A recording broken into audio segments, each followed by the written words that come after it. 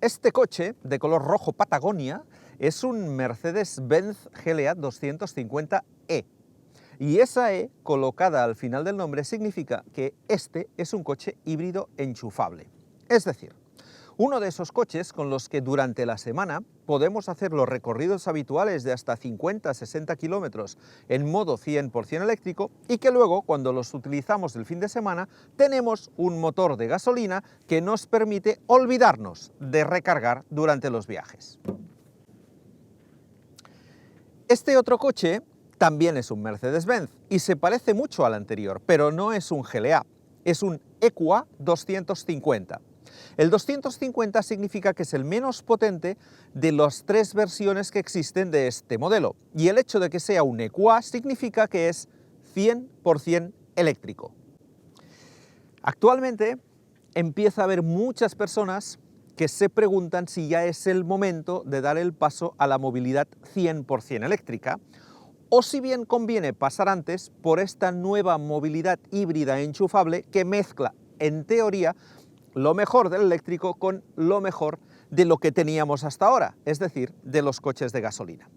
Hoy vamos a intentar responder a esta pregunta y lo haremos con estos dos coches que, además de llamarse casi igual y de ser prácticamente idénticos en su carrocería, tienen otros dos elementos fundamentales en común. El primero es que los dos valen 50.000 euros, tal como vienen de serie. El híbrido enchufable es 400 euros más baratito. Y el segundo elemento en común es que los dos tienen la etiqueta 0 de la DGT.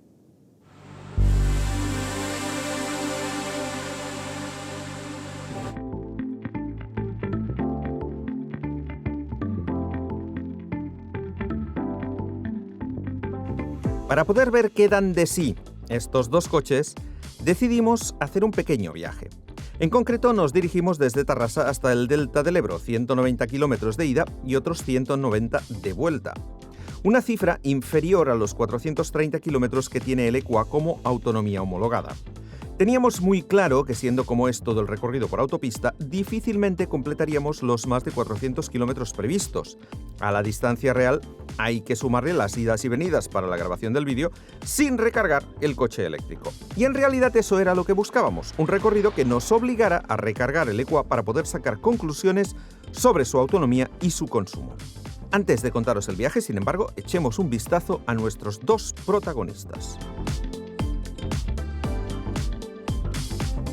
Aunque son el mismo coche, hay pequeñas diferencias entre ambos. El EQA eléctrico es ligeramente más largo, 4,46 metros contra 4,41, por el diseño diferente de sus parachoques.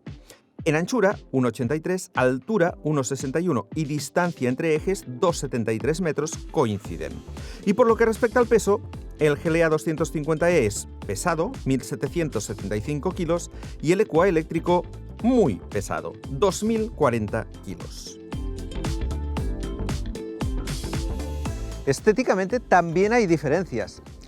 Una que no se ve mucho es que el morro del EQA es un poco más alto que el del GLA y por eso tiene esta parrilla más grande que además está completamente cerrada. Es de plástico toda ella. Tiene además esta franja de luz que une los dos pilotos que están tocando a la parrilla y tiene un parachoques que es diferente del GLA. En este caso tenemos una parrilla convencional abierta para que refrigere toda la parte de la mecánica.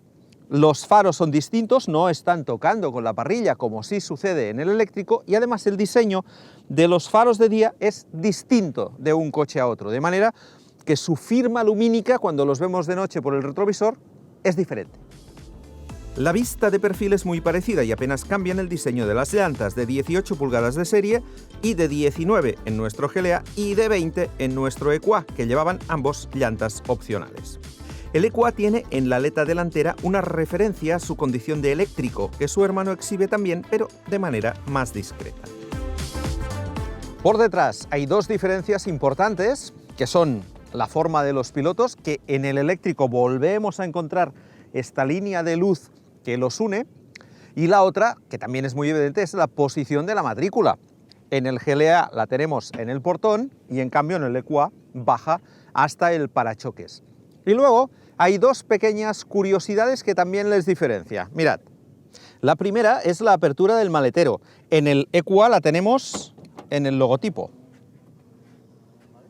En cambio, en el GLA está justo aquí debajo. Y la otra es la ubicación de la cámara de marcha atrás, que en el EQA está también en el logo. Y en el GLA aparecerá justo aquí. Y por supuesto, otra diferencia es que mientras que ambos tienen en el lado derecho la toma de recarga eléctrica, el GLA añade otra simétrica en el lado izquierdo para el depósito de gasolina.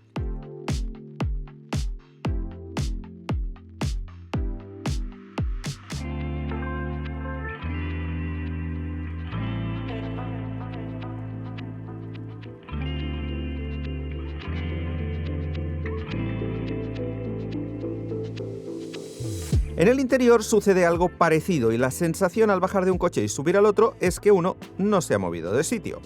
El diseño del salpicadero es parecido al de los otros modelos que utilizan esta misma plataforma, clase A, CLA, clase B y GLB, con la ya característica instrumentación digital y la pantalla de infoentretenimiento unidas, que son de 7,25 pulgadas de serie y de 10,25 en opción.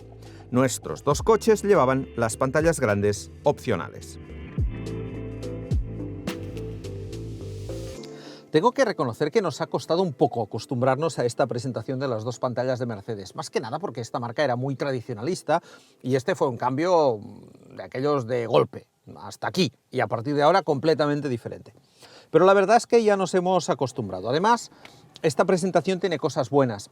La pantalla sirve para muchas cosas, pero mantiene los mandos del climatizador separados y ya sabéis que esto normalmente lo valoramos. Y también nos gustan mucho estos aireadores tan chulos en los extremos del salpicadero y aquí en la zona central en estos tres. Pero como es un Mercedes, sigue manteniendo aquellas cositas 100% Mercedes que nos patinan un poquito. Y la principal, en mi opinión, es este mando de aquí, que sirve para insertar la marcha hacia adelante, hacia detrás, el punto muerto, y que, claro, en otros coches normalmente esta palanca sirve para otras cosas y aquí a veces le das cuando no toca. Evidentemente, alguien que compre un Mercedes se acostumbrará rápido, pero a nosotros que vamos saltando de un coche a otro, no nos acaba de convencer, nos gusta más una palanca de cambio convencional o un dial aquí en la zona de la consola. El volante es idéntico en ambos coches y las únicas diferencias las encontraremos en la distinta información que proporciona la versión eléctrica como consecuencia de la particularidad de su sistema de propulsión. Tanto en la instrumentación como en la pantalla central dispondremos de menús específicos que nos indican la autonomía restante y el consumo en kilovatios hora, mientras que en la versión híbrida enchufable podremos consultar en todo momento cómo está empleando el coche los dos motores de los que dispone.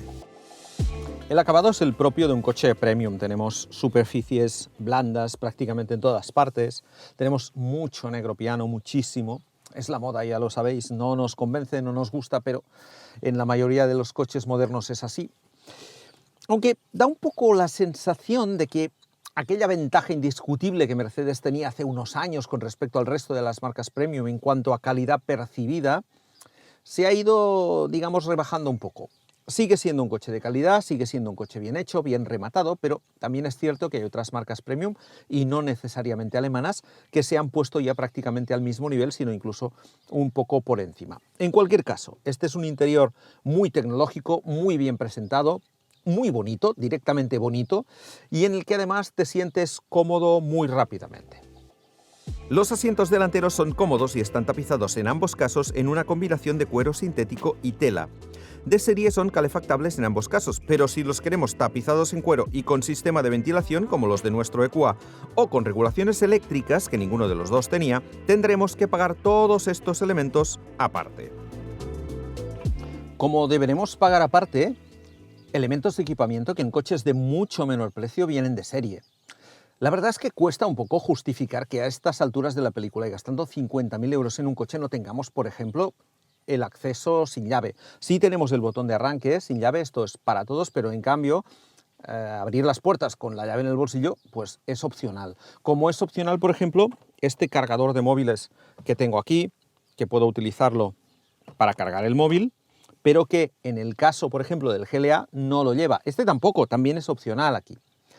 También es opcional la posibilidad de establecer conexión inalámbrica vía Apple CarPlay o Android Auto con el móvil.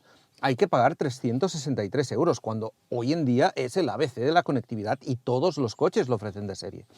Ahí Mercedes sigue siendo un poco peculiar en este aspecto, y esto hace que evidentemente esta factura de 50.000 euros que pagaremos por cualquiera de los dos tienda a incrementarse. Las plazas traseras no son extraordinariamente amplias y existe una diferencia importante entre los dos coches. Sí, porque en el EQA la banqueta está situada en una posición mucho más baja. Y diréis, ¿y eso por qué? Pues por una razón muy sencilla. Aquí debajo hay una batería enorme que ocupa prácticamente todo el piso, que mide unos entre 8 y 10 centímetros de alto. Y esto hace que, teniendo en cuenta que este coche tiene la misma altura que su hermano, al subir el piso, la banqueta se queda mucho más baja. No es que esté más baja que en el GLA, porque, insisto, la altura es la misma, sino que lo que sube es el piso. Y eso hace que la posición aquí, mirad cómo tengo flexionadas las piernas, y vamos a comparar cómo las tengo flexionadas en el GLA. La diferencia salta a la vista, no solo es el ángulo de las piernas, es que aquí las tengo perfectamente apoyadas en la banqueta, en cambio en el EQA las tenía así flexionadas. Otra ventaja es que aquí puedo poner perfectamente los pies debajo del asiento delantero. En el coche eléctrico, si el que conduce abajo, no puedo ponerlos. La diferencia es obvia y mantengo la misma altura libre al techo porque la banqueta, insisto, está en el mismo sitio.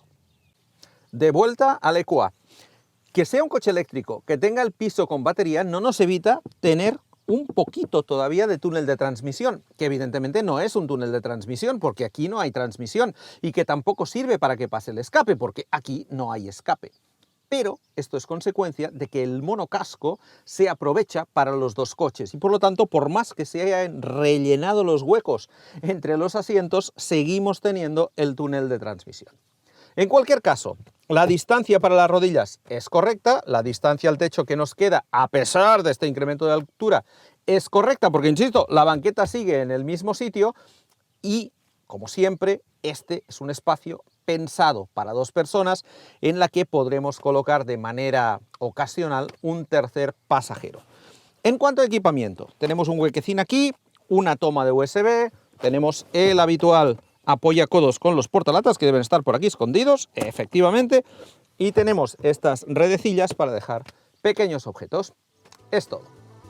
Hay que explicar que en el GLA podemos montar una banqueta posterior deslizante, algo que no es posible en el EQA, que no obstante lleva de serie el respaldo trasero partido en proporción 40-20-40.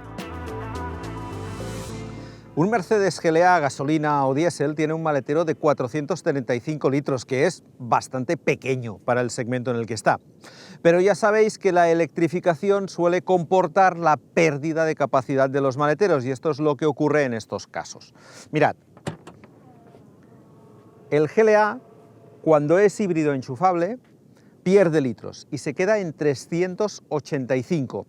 Pero al EQA le va todavía peor, porque su capacidad de maletero es de 340. La diferencia principal es que este piso de maletero baja un poquito más. Si veis, este está completamente enrasado. Y esta es la diferencia de los poquitos litros de más que tiene el GLA con respecto a su hermano eléctrico. Ni uno ni otro tienen dobles fondos aprovechables. En el eléctrico todavía conseguimos meter el cable, en el GLA ni eso, como estáis viendo ahora mismo. Cuando abatimos los asientos, 1.385 litros en el GLA y 1.320 en el EQA.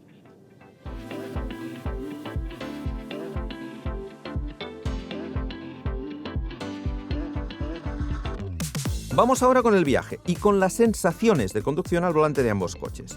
Salimos de casa con los dos cargados al 100% y cogimos la autopista con el tráfico habitual de un día laborable a las 8 de la mañana cerca de una gran capital como es Barcelona. Durante esta semana en que he tenido este GLA 250e de pruebas, he estado haciendo pruebas.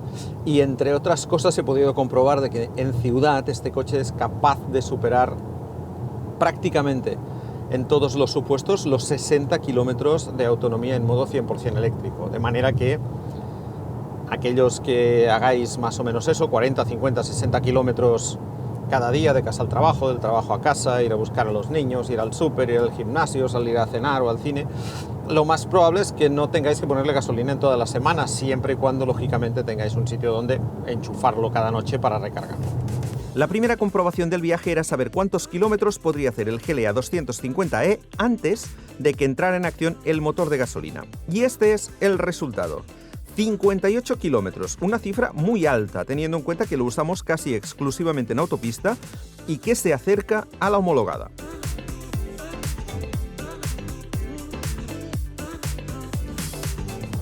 Este coche permite circular, como la gran mayoría de híbridos enchufables, en 3 modos diferentes. El primero es el 100% eléctrico, que no tiene más secreto, él va tirando en eléctrico hasta que se acaba la batería o hasta que se superen los 140 km por hora, que evidentemente esto en nuestras carreteras va a ser imposible si cumplimos la ley. Por lo tanto, circularemos en modo eléctrico hasta que se acabe la batería. ¿Qué pasa cuando se acaba la batería? Pues que el coche pasa a circular en modo híbrido, como un híbrido convencional, es decir, el coche recarga la batería en las desaceleraciones, en las frenadas, en las cuestas hacia abajo, exactamente igual que lo hace un híbrido convencional. De hecho, cuando veníamos hacia aquí, los segundos 200 kilómetros que hemos hecho, el coche ha hecho prácticamente 16 en modo eléctrico, es decir, que una vez se acaba la batería, él la va recargando poquito y la va utilizando esa energía para, en algunos sitios en los que es favorable, bajadas y tal, pone el motor eléctrico en sustitución del motor térmico.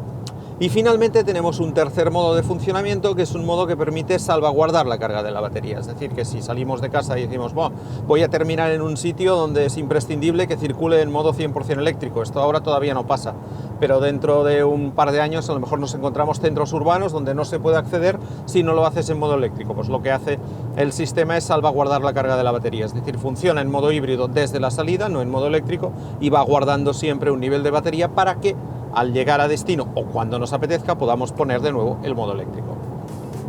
El GLA 250e tiene un motor de gasolina de 4 cilindros y 1,33 litros de origen Renault, que es el mismo que monta el GLA 200 de gasolina.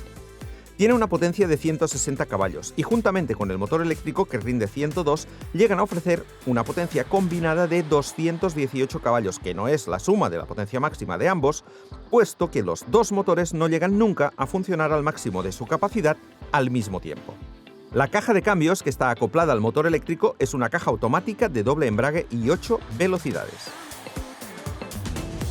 Los dos coches se caracterizan por un funcionamiento que podríamos definir como muy refinado. En modo eléctrico es evidente, ni uno ni otro hacen ruido, solo si algún pequeño ruido aerodinámico. Los retrovisores suenan un poquitín, el ruido de rodadura es bajo, por lo tanto son coches con los que circular en modo muy silencioso.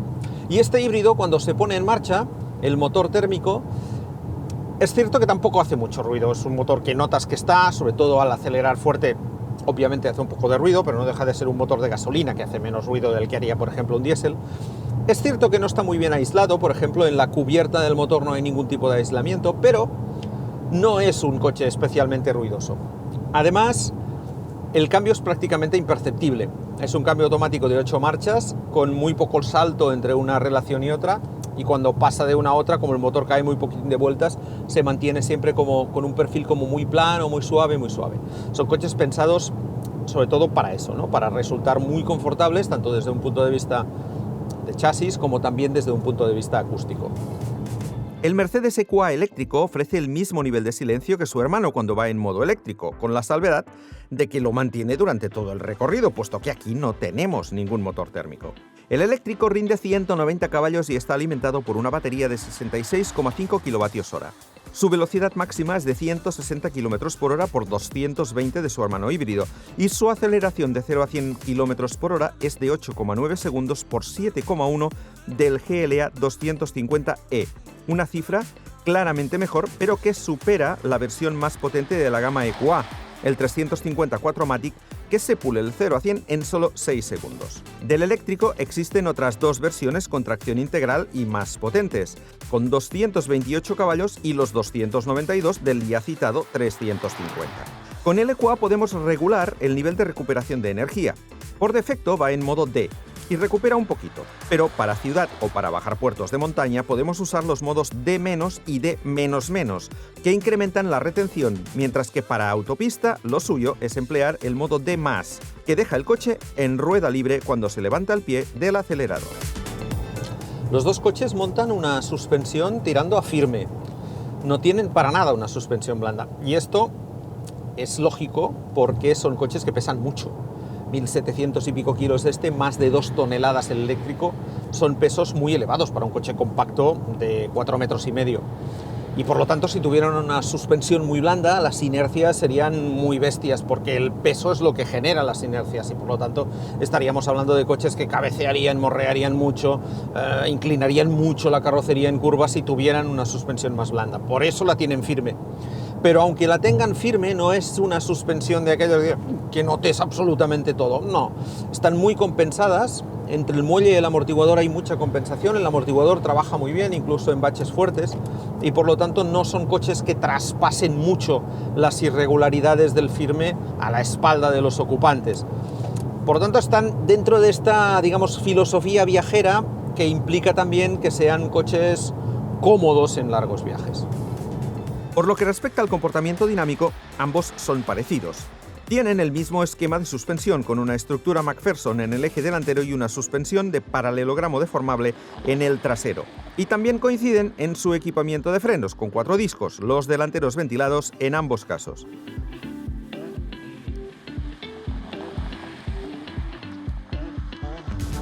Para mí en el comportamiento dinámico hay 2 diferencias en cuanto a cómo se comportan estos coches en carretera. En autopista van más o menos los dos igual, hay muy pocas diferencias, pero en carretera sí que son un poco distintos. Y lo son por el reparto de pesos que tienen los dos. En mi opinión, el GLA, el híbrido enchufable, es un coche un poco más ágil, pesa menos y se nota el peso, son casi 300 y pico kilos y esa diferencia es muy importante, y por lo tanto al volante tiene una dirección incluso un poco más firme. Es un coche con el que se puede circular, no voy a decir de una manera deportiva, pero sí con una mayor confianza, por así decirlo, en una carretera revirada y tal. Pero, por otro lado, morrea un poco más, porque tiene prácticamente todo el peso concentrado delante. Al motor térmico se le suma el motor eléctrico, y por lo tanto es un coche que si llegas un poquito pasado alguna curva se nota que tira mucho de morro, que hay que pararlo bien, meterlo primero en curva antes de volver a acelerar bien. Es decir, es un coche en el que hay que marcar muy bien los tiempos, que tiene esa tendencia a subvirar claramente. El eléctrico, en cambio, a lo mejor no tiene tanta agilidad, pero al tener el reparto de pesos muy distinto, porque tiene la mayor parte del peso centrado entre los dos ejes, porque lo que más pesa evidentemente es la batería, lo que conseguimos con ello es un comportamiento un poco más equilibrado, un poco más neutro, por así decirlo, en su actitud en curva. Y además tiene una segunda ventaja, y es que tiene una salida espectacular, de manera que después de curva, al acelerar, el eléctrico empuja más, tiene más patada en los primeros segundos de aceleración, y eso hace que compense esa menor agilidad. Si me quedaría con uno o con otro para divertirme un poco al volante, es difícil, pero el eléctrico yo creo que ahí está un pelín por encima del híbrido enchufable. Después de llegar al Delta del Ebro nos dedicamos a hacer las pasadas habituales cuando grabamos un vídeo que, quieras que no, van sumando kilometraje al recorrido inicial. Además, al tener que dar la vuelta constantemente, el consumo se resiente, ya que nos toca acelerar en muchas ocasiones para que las cámaras puedan grabar. Y eso incide tanto en la acumulación de kilómetros como en el consumo. Así pues, vamos a daros las cifras conseguidas desde la salida y hasta que abandonamos la autopista, con 186 kilómetros recorridos. El GLA consumió una media de 2,3 litros de gasolina a los 100 kilómetros, teniendo en cuenta que hizo los primeros 58 en modo eléctrico y que por lo tanto esos kilómetros hacen que baje mucho la media. Cuando se acabó la carga de la batería, pusimos en el ordenador de a bordo que nos calculara un segundo viaje sin modo eléctrico y la media de consumo hasta el mismo punto final fue de 6,5 litros a los 100.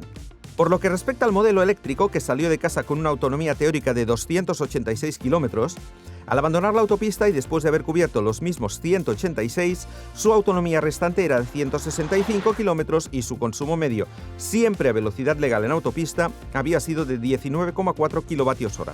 De vuelta a casa, el EQA gastó 19,9 kilovatios hora en el recorrido completo, sin alcanzar nunca los 120 kilómetros por hora de manera sostenida. Una vez grabadas todas las imágenes para el vídeo y después de descubrir algunos de los rincones más bonitos del Delta del Ebro, decidimos que había llegado el momento de degustar uno de los típicos arroces de esta zona, de modo que buscamos un restaurante donde, mientras comíamos, pudiéramos recargar el EQA para volver a casa sin problemas. Debo deciros que desafortunadamente no encontramos ninguno, y como priorizamos el arroz, nos acercamos después de comer a tomar un café al cargador rápido de la aldea, que ya visitamos con motivo de la comparativa que hicimos entre el Tesla Model Y y el Ford Mustang Mach-E.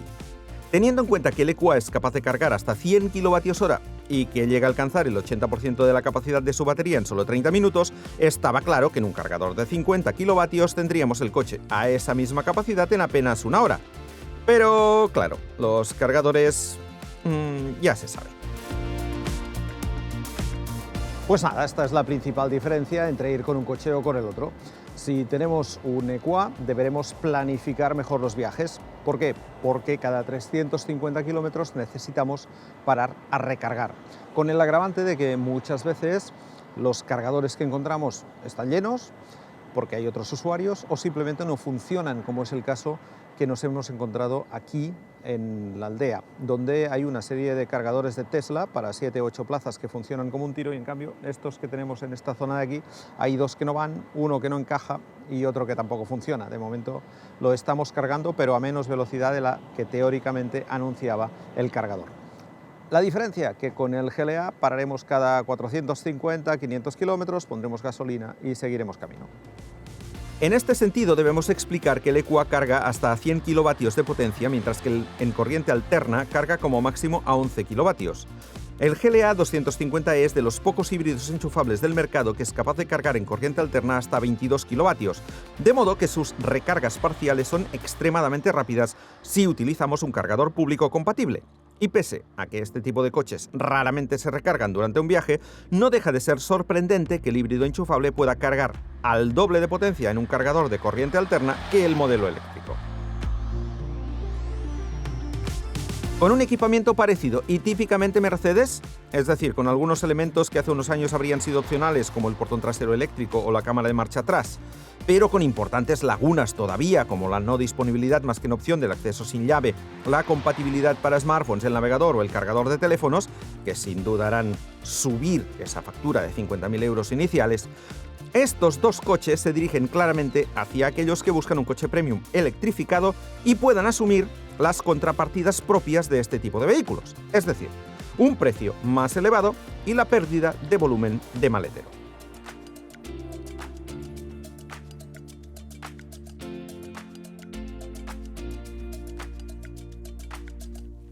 Elegir entre uno y otro dependerá, por lo tanto, del tipo de uso que vayamos a darle al coche. Si sois de los que lo utilizáis en desplazamientos cortos durante la semana y medios el fin de semana, por ejemplo, hasta una segunda residencia donde tengáis la posibilidad de enchufarlo, ya es el momento tal vez de dar el paso al 100% eléctrico y comprar un EQA.